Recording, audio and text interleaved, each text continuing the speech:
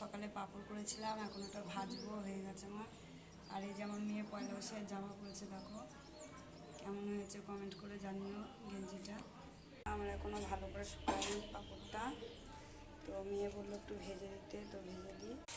দেখো ভালো করে এখনও শুকায়নি বলে ইয়ে হয়ে যাচ্ছে, কাঁচাটাই করেছি।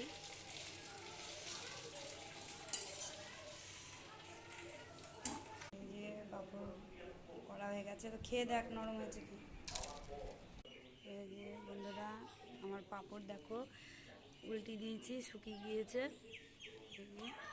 তো বন্ধুরা পাঁপড়টা বেশ খেলাম, বেশ ভালোই হয়েছে, মচমচে হয়েছে, খেতে স্বাদও হয়েছে, ধনে পাতার গন্ধটাও আসছে।